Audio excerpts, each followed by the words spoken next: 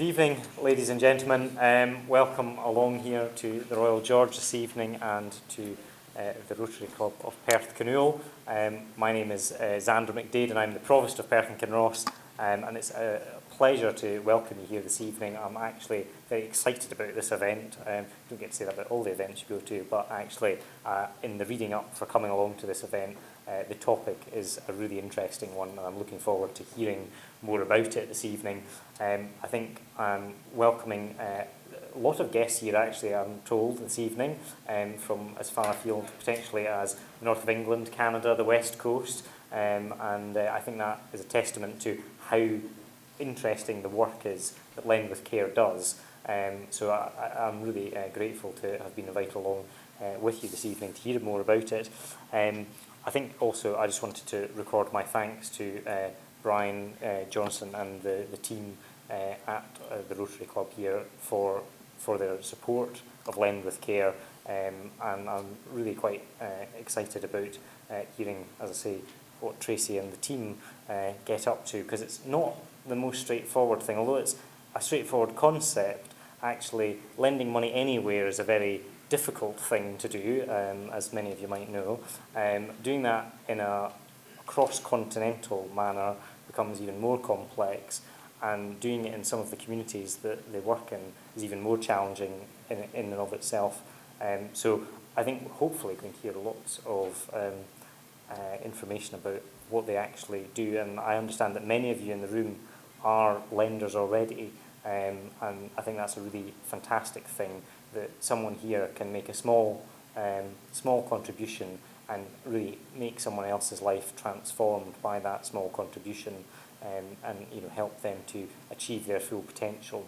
So that's all I'm going to say this evening. I'm going to pass over to Brian and let the remainder of the team do the talking now. So thank you very much for coming to join us this evening. Thank you, Provost. My name's Brian Johnston and I'm the President of the Rotary Club of Perth Canoe, and it's absolutely fantastic to be able to host this event and have everybody here. Tracy asked me to talk about my experience with Lendwithcare events. I have twice been on cycling events with Lendwithcare. The pictures that you're seeing flashing around, these are pictures of the 2 times that I have been in an event.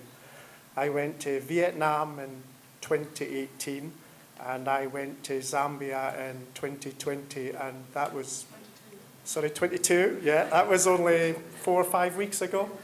So I've not recovered. I'm not a cyclist, and the reason that I did them was a challenge. It's great to be at the age of your life where you can go, do you know what, let's do something that's a little bit harder than what I think I can do. And by doing an event like cycling through Vietnam or Zambia, you've got to practice for 2 or 3 months and build up your fitness levels if you want to enjoy it. In this room tonight, I think there's about 5 of us I can see, and there's Gavin at the back. Gavin, am I allowed to tell them your age? Well, you go. Gavin's 78, 9? I'll be 80 next week. Yeah, there you go. And he was cycling in Zambia. Quite often I tucked in behind him and I allowed him to drag me along. It's a great way to see the country, cycling. When you are in a country that is so different, it's a fantastic speed to go at. You get to see so much more. The locals join you. They cycle lots themselves and they actually catch up with you and they're interested in who you are and what you're doing. So it is a great way to see the country. When you do an event like that, it's a bit like an event like tonight. You're in company of like-minded people. So it's not like you turn up and you know nobody. Very, very quickly you've made friends. So it's a great way meeting like-minded people as well. You also get to see how Lendwithcare works. So you're cycling with Tracy and Tony and, you know, they're explaining about Lendwithcare. And then you go and meet the people that are running Lendwithcare, and then they take you to see the people that are receiving the money, and you get to spend time with them. You get to ask them lots of questions. It's always surprises me about how happy people are when we go. You know, while they're living in absolute poverty, and some of it is pretty poor, they're really, really happy people. And you get to see that, and you get to talk to them, and it's really good fun. So I'm going to hand you over to Tracy now. Thank you.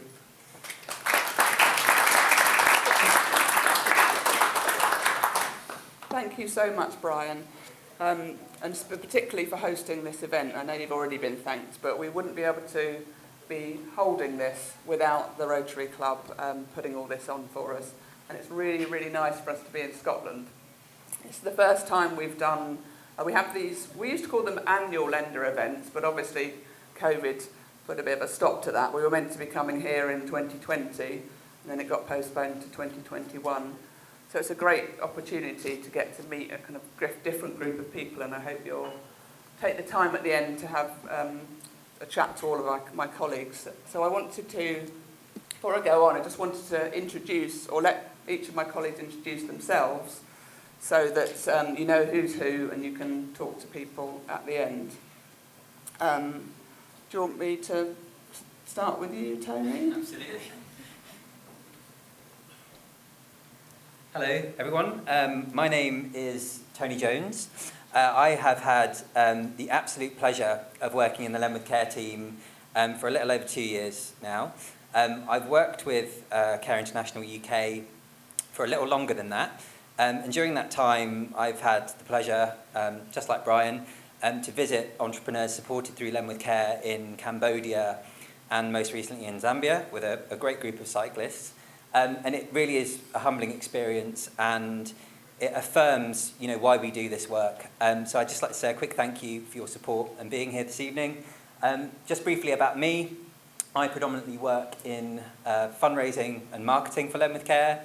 So if you receive any appeal asks or anything along those lines, that's very much my bag and what I'm responsible for. So if you can donate, then please do. We would appreciate it.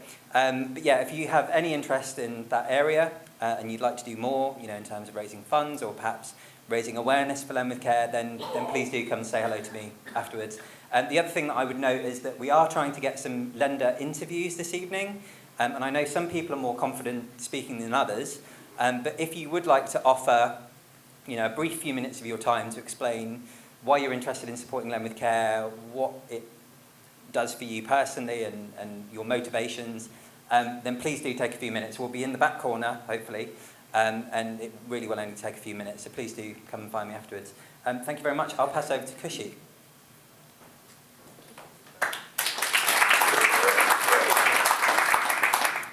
Evening everyone, my name is Kushi Patel and I manage Lendwithcare's finances. I've been with Lendwithcare since December 2020, and it's been, after years of working in the private sector, this role is my first one in international development, and it's been truly fascinating.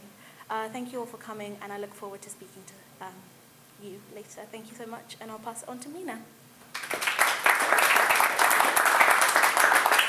Good evening, everybody. My name is Mina Orife. I don't directly work in Lendwithcare. I work with Lendwithcare, so my role is very much supporting in terms of your emails. So if ever you send an email regarding Rotary, regarding where is my £15 gone, I just sent money to a lender, that would be me on the other side, answering your questions. I have worked with Lendwithcare since July 2021, so still fresh within the team, but I've had an absolute pleasure working and like seeing the work, maybe not on the field, but hearing all the stories and all the lovely opportunities people like you get to have supporting somebody across the world. So yeah, thank you very much for your support, and I hope you enjoy this evening. Thank you very much. I just wanted to, before I hand over to my colleague Ajaz, who is our microfinance or senior microfinance advisor, who's going to give you more detail about exactly how Lendwithcare works on the ground, I just wanted to take the opportunity to introduce not all of the rest of the team, but you all see my face on the emails that go out. But obviously, we're a very small team. There's only 7 of us, excluding the wonderful supporter care team, which Mina's a part of. So we all kind of have different roles to play. And although I'm the front person, obviously there's this amazing team behind me. And we couldn't exist without all of their individual contributions. And obviously, couldn't exist without you. So we've got about 70,000 lenders now, some more active than others. But I just wanted to say, we appreciate literally every single one of you and don't take anyone's support for granted. So we will always work very hard to both support, obviously, ultimately, the people on the ground that all of us are here to improve their lives. But it's equally, we recognise how important our community of lenders is to everything that we do. I'm going to close off at the end and I'll tell you a bit about where you can find tea and coffee, etc. But I'm hoping this evening provide you just with a bit more insight as to how we operate on the ground, and maybe Ajaz will tell us a bit about how we might develop more in the future. So let me hand over to Ajaz.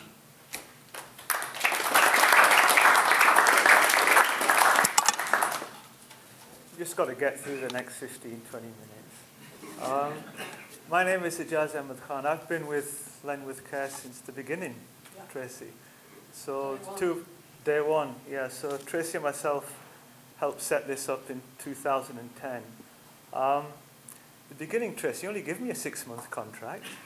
You didn't think it was a good idea, but here I am 12 years later and she can't get rid of me. Well, thank you for turning up. Good evening. Can't see without these anymore.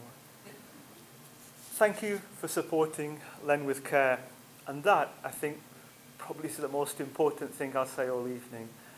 Thank you, because without your generous support, all the work that we do simply wouldn't be possible.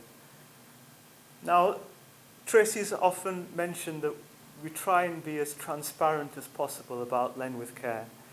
We put up lots of information on the website. You can click and find out how we work, where we work, with whom we work. And to complement this, my colleague Tony sends out lots of regular newsletters. He updates our social media. And we try and be as transparent as possible about our work. What I want to do this evening is to use this opportunity to provide you with some further insights into how we work. And importantly, our approach to helping poor people. To begin with, though, what I wanted to emphasize was that Lendwithcare has grown, we have evolved over the last 12 years, but our aim, our objective, our goal is exactly the same as it was 12 years ago. And that goal is to improve the lives of poor and marginalized communities. And we want to improve it through enabling them to develop their own sustainable businesses. We believe that this is one of the most effective methods to enable them to earn more, to build their assets, and as a result, better support themselves and their families. Just to give you an idea of numbers, where we are now. So since Lendwithcare was established 2010, as Tracy mentioned, we've got about 70,000 lenders. We've helped about 170,000 people, and about 61% of them are women. Now, altogether, we've worked in 18 countries, and we've worked with 23 local partner organisations. Now, we've had to, over this time, we've had to reschedule and write off some loans because of hyperinflation, the collapse of the local currency, and I think they call it general mayhem in Zimbabwe. We've had typhoons in the Philippines, we've had flooding in Vietnam, and we've had droughts in Malawi. And of course, over the last couple of years, we've had the devastating impacts of COVID-19 just about everywhere. Yet, overall, the record's still pretty good. Repayment levels have always been high, and I think it currently stands at just over 99%. It's pretty impressive. What's behind this?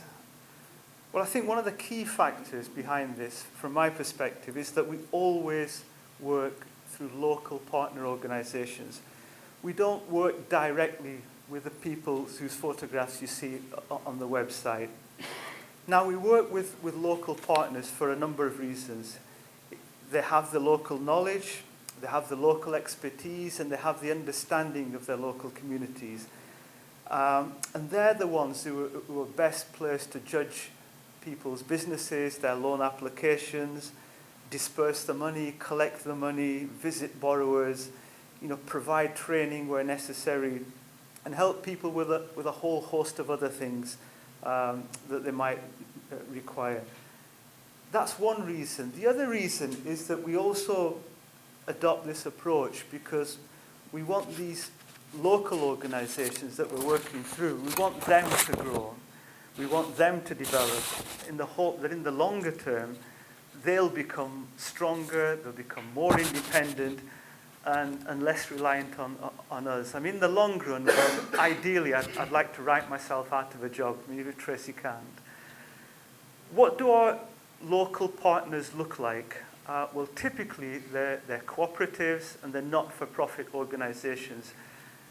That's the similarity, but they're actually quite diverse in terms of their structure and their operating methodology. So some of them, for example, they only work in rural areas, some work only in urban areas, some give loans to groups, some give loans to individuals, some work only with women, some work with both men and women, some work giving cash loans, others give in-kind loans. However, despite their differences, they all have one thing in common, and that is that they have explicit social objectives. So typically, what are these social objectives? It could be reducing poverty, it could be improving the lives of women and other excluded groups, such as people living with disabilities. It could be addressing climate change by encouraging more environmentally sustainable businesses. That is, they're actually quite similar to us. They don't see giving loans, which is what we're doing, as an end in itself.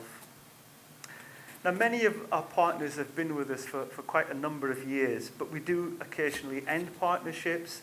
And because Lendwithcare is growing, we're always on the lookout for new partnerships. For example, currently, we're looking at partners in Niger and in Togo in West Africa, Somalia and Tanzania in East Africa, Guatemala in Central America, and a second partner in the Philippines. To be honest, we've actually been looking at these partners for quite a while. And this is because the analysis that we do, the due diligence that we do on our potential partners, it can take several months. It can even go on to years. And from my perspective, certainly, this is one of our biggest challenges. Why? Because as well as making sure that the partner that we've chosen to work with is really concerned with helping poor people, we have to make sure that the organisation is financially strong, that it has good operating policies and procedures. So in effect, what we're trying to do every time we look at a new partner in a new country, we've got to get that balance right, strike the right balance between financial performance and social objectives, social impact. We do want to use your money to help poor people, but we also want it to see it invested wisely. I think the reality is that you'd forgive us. You'd forgive us if someone couldn't repay his or her loan because they've had a poor harvest, they've had flooding or something. But I think the reality is that you'd be less understanding if our local partner collapsed because of financial losses caused by them giving out lots of bad loans or by fraud. Our analysis is made more challenging because I think the Provost made mention of this. We work in fragile economic and political environments. Often in countries with poor financial regulation. I mean, let's not forget, even in countries where there's greater levels of financial regulation, such as the UK or the USA, you still have instances of large, very well-established financial institutions collapsing. You've had the Lehman Brothers in the US, you had Northern Rock in the UK, or the government bailing out banks such as RBS and Lloyds. In the countries we work with, bailouts are not an option. If the organization collapses, you've lost your money. And I think our lenders, a lot of them would understand, but a lot of them would possibly criticize us for not making the right decisions. But getting that balance right between partnering with organizations that really want to improve poor people's lives and making sure that the organizations themselves are financially sound, it's not easy. And to be honest, I mean, that's essentially my job. And to be honest, I think over recent years, it's got a great deal harder. And that's because the reality is that more and more organizations we see working with poor people, they're actually prioritizing their financial performance. So when we start digging, when we start doing that little bit of analysis and trying to understand how they actually work, we often find that they're not really that concerned with helping people. And that ultimately is how we should be judged, whether we're helping poor people or not by the 99% repayment rate. So we're in effect, especially in recent years, it's been a bit of a challenge, a bit of a predicament. So what do? Well, in the last 3 or 4 years, we've actually started supporting organizations that have very little or even no experience in providing loans. So it's potentially a much riskier strategy, but they do have huge potential for positive social impact. As I said, on the face of it, it's a riskier financial strategy, but I think that risk is partially offset because the organizations that we've selected, they do have lots and lots and lots of grassroots experience of working in poor communities and understanding the people that they're dealing with and understanding their needs, what they really require. And what I wanted to do the next few minutes is just highlight a couple of these partnerships. One of these organizations is called Solar Aid. And we began partnering with them in 2018. And that, for us, really marked the change from kind of a lot of the organizations we were working with in the first 8 years to kind of what we've been doing more in the last 4 years.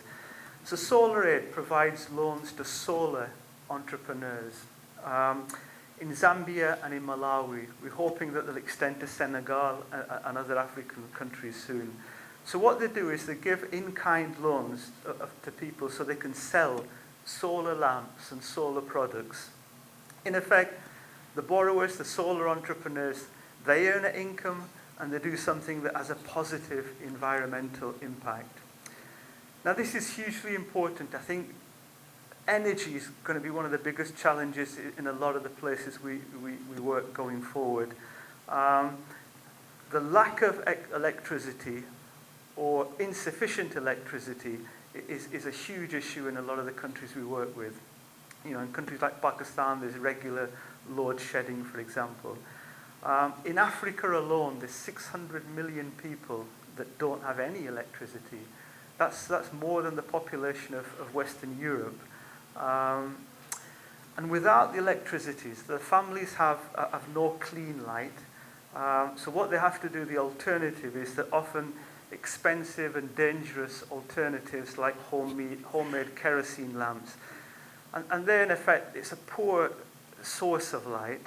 You know, they emit black toxic smoke and they consume up to about 15% of a household's income. And they're extremely hazardous. It's not a good solution.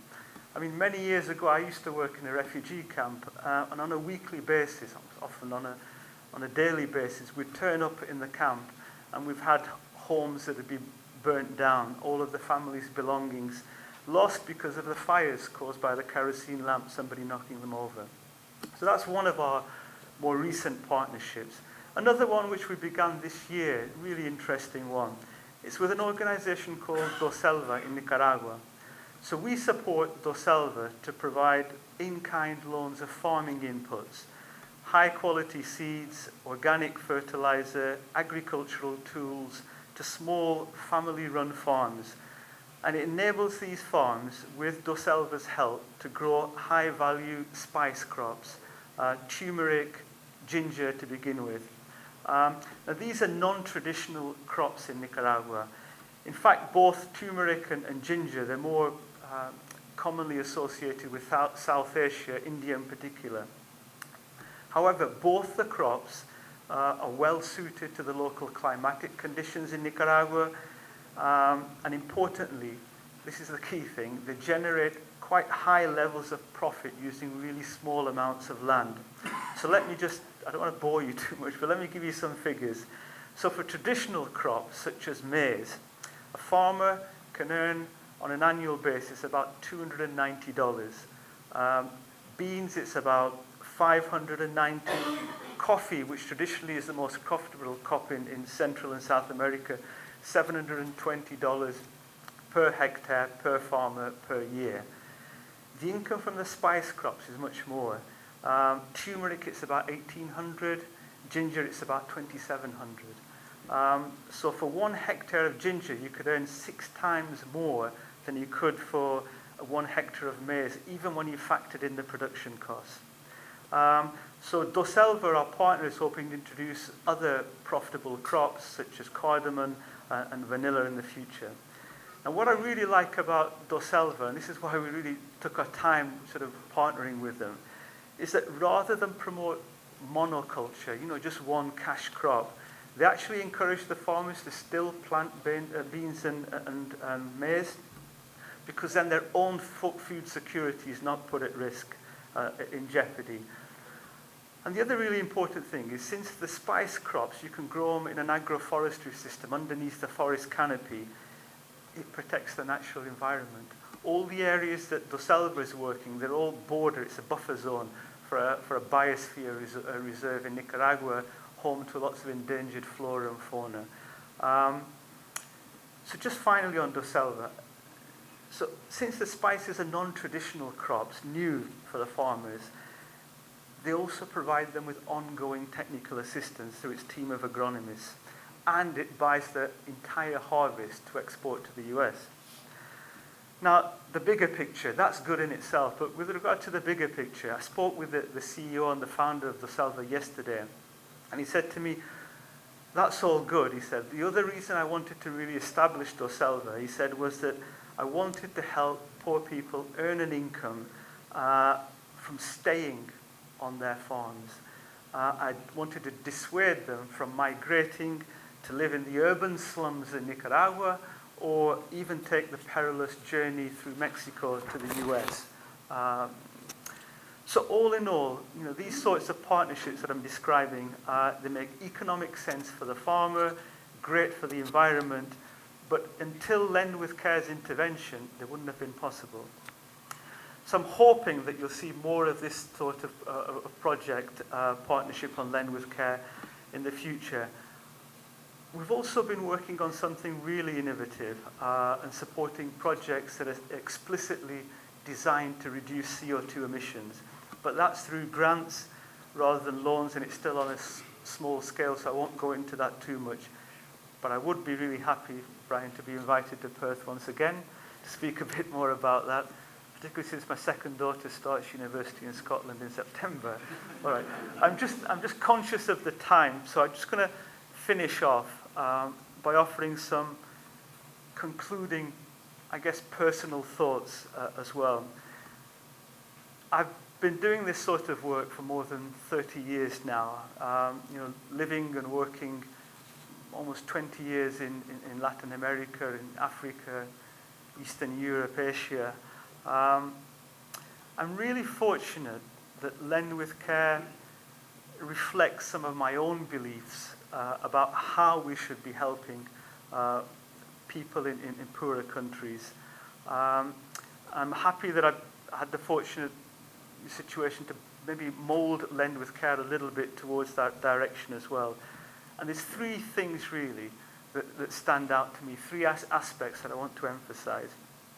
Firstly, I guess in contrast to many other projects that I've seen over the years in lots of different countries, contexts, we work in collaboration with local partner organizations. We don't dictate how they should work or what they should do.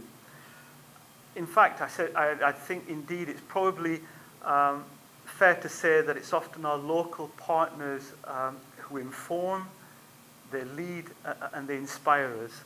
I can't think, for example, in all my 30-odd years in so many different countries, of a more inspirational organization than Ahuat, our partner in Pakistan. We aim to strengthen the work of our local partners and enable them to reach more people. Perhaps we do help with new ideas. We certainly don't make them dependent upon us in the long run. And secondly, I think our approach on Lendwithcare and the way that we work, it preserves, it protects, and possibly even enhances people's dignity. Both the partners and the people that we work with, they're not passive recipients of charity, but they're people who are well placed to assume and repay money and take decisions that help decide their own futures. And finally, I think it's hard to overstate the importance of this. We want to help create sustainable, meaningful employment. My experience is that this has to be part of the solution, because a job is just much more than an income. It also enhances a person's sense of self-worth, their independence, and their choices, particularly for women and marginalised communities. Thank you for helping us to do this, and thank you for listening.